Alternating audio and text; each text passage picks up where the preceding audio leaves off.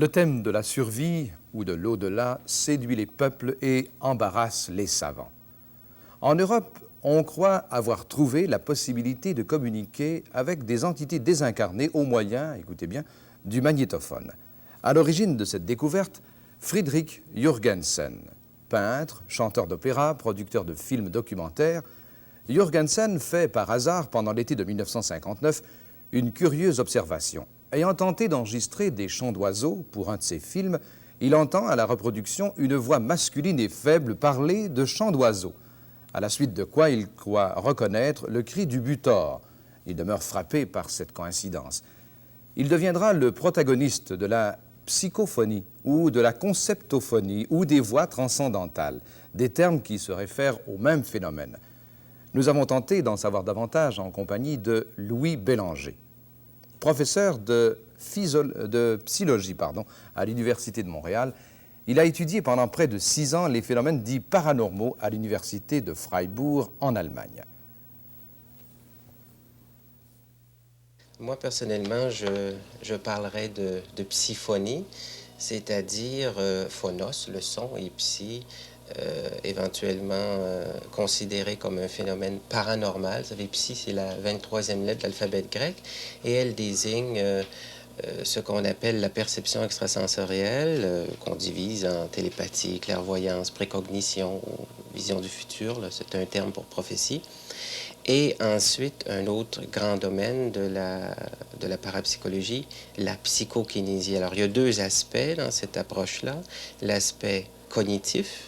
Alors, on a la perception extrasensorielle, ce qu'on appelle extrasensory perception, et l'aspect moteur, la psychokinésie, sont les 2 grands domaines de la parapsychologie, et on désigne donc ces 2 grands domaines par phénomène psy. Ça a été proposé par un psychologue anglais en 1943 pour désigner tous les phénomènes paranormaux. Alors, pour bien s'entendre au cours de cette rencontre, lorsque nous parlons de ceux qui observent ces phénomènes ou qui réalisent ces phénomènes, on les appellera des psyphonistes ou...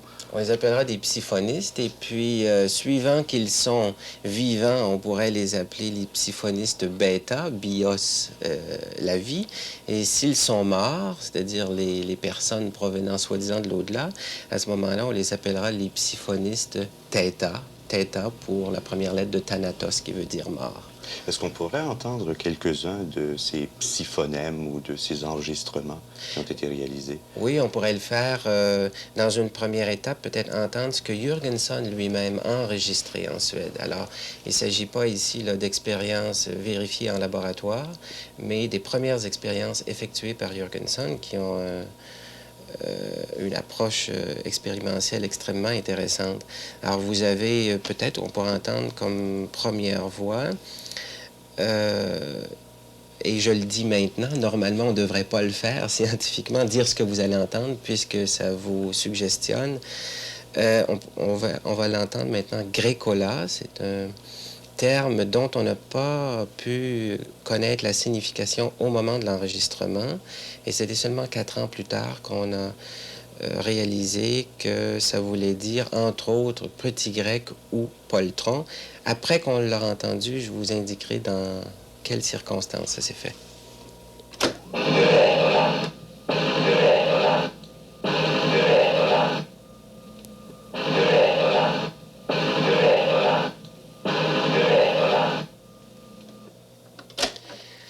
Alors, vous avez dans ce grécola, qui est un petit peu difficile à entendre, là, mais qu'on pourrait éventuellement objectiver, une situation expérimentale tout à fait normale, n'importe qui pourrait le faire. On a des microphones, peut-être 1 ou 2 microphones, et puis on a 3 ou 4 personnes qui enregistrent pendant quelques minutes. Lorsque l'enregistrement est terminé, on écoute ce qu'on a enregistré. Et tout à coup, il se peut qu'on entende une voix qui n'appartient pas à un des participants ou une des participantes. Et cette voix-là, elle, est interprétée par plusieurs psyphonistes, par la plupart des psyphonistes, comme étant une voix provenant de l'au-delà. Alors, en l'occurrence,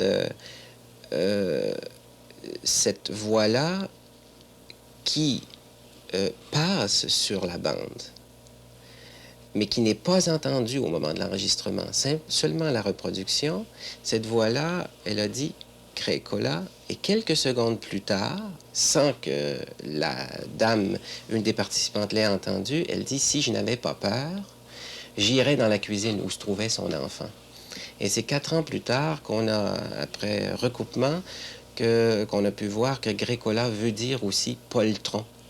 Et Jürgenson, à ce moment-là, dit, bien, c'est chargé de sens, c'était très significatif. La dame avait peur d'aller dans la cuisine et quelques secondes auparavant, une voix provenant de l'au-delà a dit Grécola, a dit poltron, ou poltronne, quoi. Est-ce que vous avez d'autres exemples? Oui, il y en a une autre intéressante. C'était une autre situation d'enregistrement chez Jürgenson le soir, et il y a un des techniciens qui était plutôt sceptique à l'enregistrement. Et au moment où on enregistrait, pendant ces quelques minutes-là, est venue la phrase suivante, « So kalt ist in dir ». C'est si froid en toi, où tu es si irrationnel. Alors, on peut l'entendre.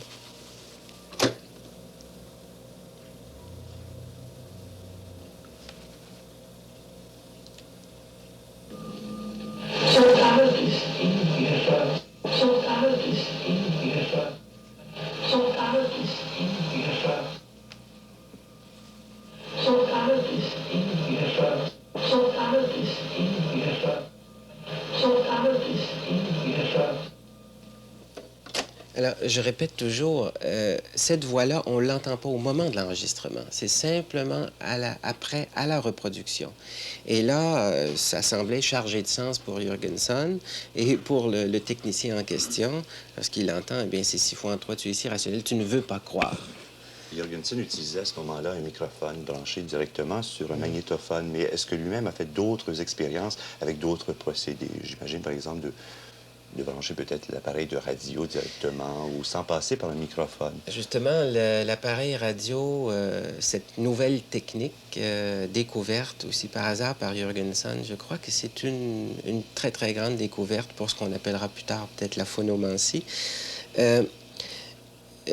Jürgenson, une bonne journée, enregistre chez lui, et toujours avec la technique du microphone, et tout à coup, il entend toutes sortes de voix, dont la voix d'un conférencier qui est enregistré sur disque, un disque passait, son épouse Monica dans la chambre voisine. Alors, Jürgenson devient en quelque sorte impatienté d'entendre toutes ces voix-là et tous ces bruits-là, et il décide de faire entrer la radio. Et au moment où il fait entrer la radio dans son enregistreuse, il entend toujours ensuite, à la reproduction, la voix de Léna, qui est devenue une personne de référence pour lui, la phonogénique Léna, qui lui dit continuez comme ça, Friedl, vous avez enfin découvert la meilleure façon de procéder avec nous, c'est-à-dire avec la radio. Et ça a été, disons, le chemin de Damas pour Jürgenson, et c'est à partir de ce moment-là qu'il a décidé de travailler plus souvent avec la radio qu'avec le microphone. Et comment Jürgenson réagit à l'interception de cette voix qui semble venir de l'au-delà, et cette voix de sa collaboratrice Léna? Oui, Léna est devenue sa collaboratrice là, par la suite, mais c'était une amie d'enfance décédée déjà depuis plusieurs années. Et c'est sa personne de référence, Theta, sa psyphoniste Theta, qui le suit là, jusqu'à aujourd'hui, quoi. Ah, il a réagi. Ça a été, disons, la grande excitation à ce moment-là. Il avait fait la découverte, travaillé avec la radio. Et ça a été vraiment, je pense, un moment important de sa vie. Il a entendu ensuite la voix de Léna lui dire « Notre enseignement, c'est Mölnbo, c'est Nusund, c'est-à-dire à 60 km au sud de Stockholm. » il a cru justement que sa mission, c'était de se rendre là-bas à Nusund, à Mölnbo. Et il a décidé de vendre sa maison à Stockholm et de se rendre là-bas dans un petit domaine.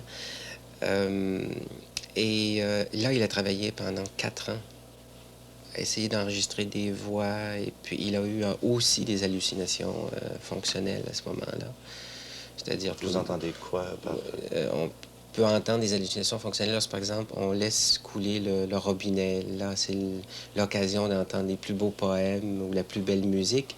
Eh bien, à ce moment-là, lui, il l'a eu de cette façon-là. Il entendait toutes sortes de voix, toutes sortes de bruits. Et ça a été une période un peu creuse, disons, pour lui, mais aussi très chargée de joie, parce qu'il disait avoir pris contact avec de nouveaux psyphonistes Theta. Et entre autres, la voix de Kersten, qui était un ami d'enfance, Kersten qui était le masseur de Himmler. Et Jürgenson rapporte l'avoir très bien entendu à un moment donné lorsqu'il enregistrait avec la technique de la radio, et je peux ici vous faire entendre un petit bout.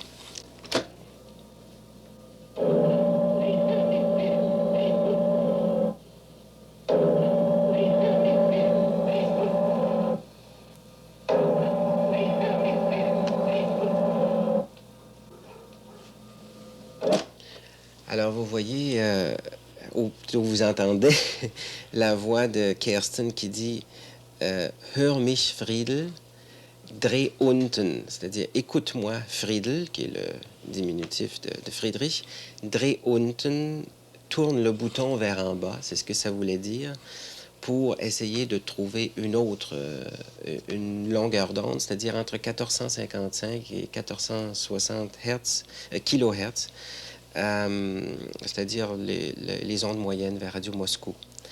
Et c'était un signe à ce moment-là de Kersten, un psyphoniste donc, qui a communiqué souvent avec Friedel. Et là, Friedrich Jürgenson, après s'être assuré de l'authenticité, d'après lui, de ses voix, décide d'organiser une conférence de presse internationale de 8 heures et il fait venir une vingtaine de journalistes internationaux. Il leur annonce la bonne nouvelle. Il a enfin réussi à communiquer avec des entités désincarnées. Mais Jürgenson n'est sans doute pas le seul psyphoniste à l'heure actuelle, ou psyphoniste qui a existé depuis la découverte de 1959. Ah non, il y en a eu d'autres, et en particulier un personnage très important qui est plus connu dans le monde anglo-saxon, qui s'appelle Konstantin Raudive, R-A-U-D-I-V-E, Raudive, qui a travaillé près de 5 ans avec Jürgenson et qui ensuite s'est rendu en Allemagne et qui a écrit un livre, Breakthrough, ça n'a pas été traduit en français encore, Unhörbares wird hörbar, l'inaudible devient audible. Et il a enregistré près de 80 000 phonèmes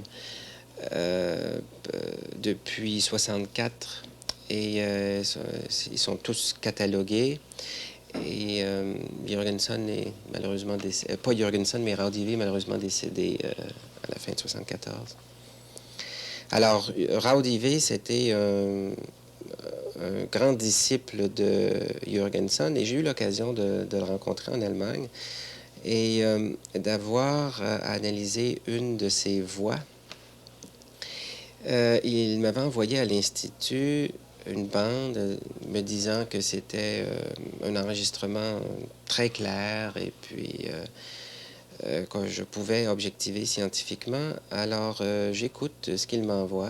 Il me dit, attention, avec sa méthode habituelle, Achtung, Achtung, Sie werden jetzt Folgendes hören. Alors, il nous dit toujours ce qu'on va entendre.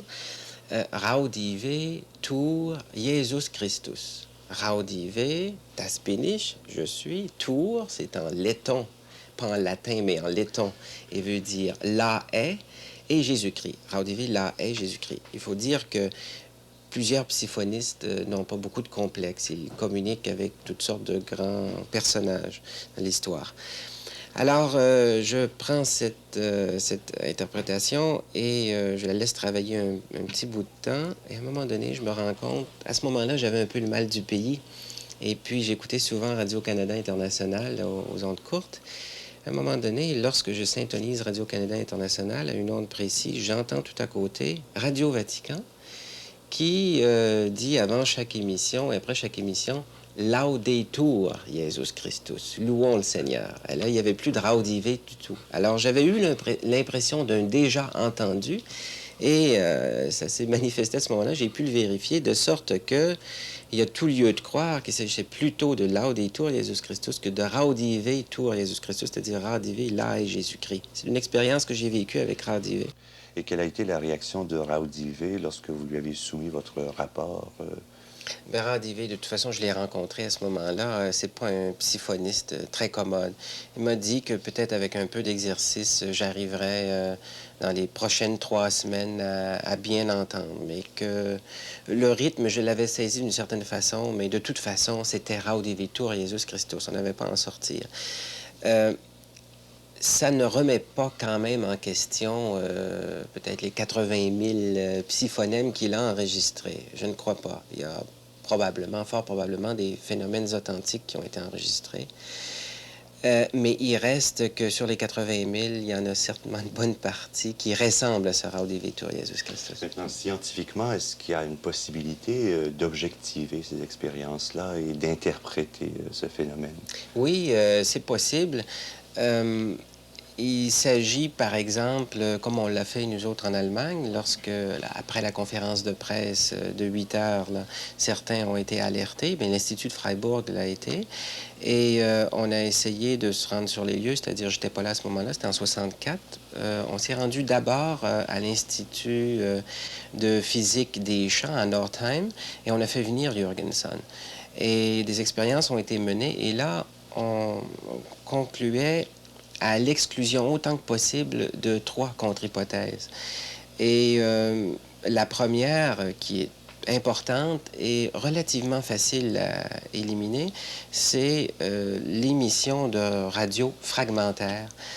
Le cas de Raudive. Le cas de Raudive, par exemple. Alors, à ce moment-là, la meilleure façon d'éliminer ces sources-là, ce serait d'installer l'appareillage dans des cages Faraday pour éviter l'entrée d'ondes électromagnétiques. Alors, c'est relativement facile, toujours en situation de microphone. Il y a une autre contre-hypothèse qui, elle, est un petit peu plus difficile à éliminer, et ce sont les propos incontrôlés des participants. Alors là, vous pouvez avoir affaire à ce qu'on appelle une ventriloquie subliminale, et pour pallier à ça, on pourrait utiliser un microphone lavalière, enfin, demander aux gens d'être assez disciplinés dans les situations d'enregistrement. Et la troisième, qui est très importante, c'est la projection d'un contenu sémantique illusoire, c'est-à-dire qu'on entend des voix à ce moment-là, et puis on a un inducteur, le son devient un inducteur pour nous donner une information qui, elle, peut avoir un contenu paranormal. Alors moi, j'appellerais ça de la phonomancie. Bon, vous connaissez la cartomancie. Alors, divination par le son. Et est-ce qu'il y a un moyen d'éviter ou d'empêcher cette projection possible d'un contenu sémantique illusoire qui est véhiculé à travers la parole ou à travers des parasites occasionnels? Oui, il y en a un, disons, un peu plus technique, celui-là, qu'on appellerait le spectrographe, c'est-à-dire le Visible Speech Spectrographe, l'appareil lui-même, qui produit des spectrogrammes. Alors, on peut voir sur les courbes, à ce moment-là, le son, proprement dit. Et il y en a une autre technique, là, aussi, qui est intéressante, c'est celle à l'effet de faire, par exemple, venir une centaine de personnes ou 200 personnes en laboratoire, de leur faire entendre le son en question sans leur dire ce qu'ils vont entendre, puis ensuite leur faire écrire ce qu'ils entendent, et on fait des recoupements et on voit ce que les gens ont entendu. Mais en général, ce qui est utilisé, c'est le Visible Speech Spectrogram. Il y a eu une troisième phase en 1971. Oui, à celle-là, je n'ai pas participé. Bender s'est rendu avec Guy Zella et Jochen, 2 collaborateurs de l'Institut. Et là, ils ont pu enregistrer une autre voix dans une situation aussi intéressante, c'est que Bender, Jürgenson et Jochen Haas, 3 hommes, faisaient la situation expérimentale, et les 2 femmes, l'épouse de Jürgenson, Monica, et ensuite Gisela, étaient à Stockholm. Gisela avait un mal de dents, se faisait soigner par l'épouse de Jürgenson, qui est dentiste. Et à un moment donné, sur un petit appareil Sony à cassette, on entend un ping, et je vous le fais entendre. Das Tulicht jetzt zurück und dann kommt das auf. Was hatte ich da schon? Und noch einmal das Spring. Das Tulicht jetzt zurück und dann kommt das auf. Was hatte ich da schon? Alors, vous avez ce ping-là et on a pu ensuite le passer au spectrographe et voir qu'il s'agissait d'une voix féminine, parce qu'on peut identifier la voix masculine et la voix féminine sur le spectrographe, et éventuellement la voix de Gisela, qui, elle, était à 60 km de distance. Alors, un autre phénomène intéressant. Et puis, on a eu une quatrième phase, finalement, en été 73, un peu malheureuse. Nous avions préparé 11 appareils des UA Report, tous bien manipulés. À l'un, on avait enlevé la tête d'enregistrement, pour un autre, on enlevait la membrane du microphone, d'autres les fils, d'autres un oscillographe à l'intérieur de l'appareil. Et on les avait manipulés pour essayer de voir où se passe l'influence psychokinétique dans la situation expérimentale, où se passe dans les appareils. Est-ce que ça se fait sur la membrane du microphone? Est-ce que ça se fait sur la bande? Alors, on avait vraiment très bien préparé les appareils pour, naturellement, une situation expérimentale avec microphone. Malheureusement, notre cher ami Jürgenson nous dit que il n'avait plus le goût d'expérimenter avec des microphones, mais qu'il préférait la radio. Et on a pu avoir de voix par microphone. Par la radio, on a pu expérimenter, mais pour nous, c'est inintéressant puisque c'est trop difficile à objectiver. Mais cette décision de Jürgensen, c'est parce qu'il a plus de succès ou avec l'autre méthode, l'autre technique? C'est plus sensationnel pour lui, l'effet de... et plus mystérieux en même temps. Le fait d'être en communication avec des voisins qui se servent d'ondes modulées, etc. Mais vous, personnellement, qu'est-ce que vous pensez de toutes ces recherches et de toutes ces expériences, de ces phénomènes? Moi, je dis que le phénomène, lorsqu'il est authentique, il n'est pas authentique autant de fois qu'on le prétend. Lorsqu'il est authentique, il pourrait être un phénomène psychokinétique, analogue à la photographie par la pensée qu'on produit avec Ted Sirius, ou bien il pourrait être aussi ce qu'on appelle la phonomancie, les SP-phonies, où à ce moment-là, le médium en question, ou le sensitif, comme Jürgenson, on prétend qu'il l'est, va intercepter une information de façon paranormale et se sert du son comme inducteur. Et moi, je crois que finalement, on nous apprend plus... Ces expériences-là nous apprennent plus sur l'en-deçà de l'être humain que sur l'au-delà. Moi, ce serait ma conclusion.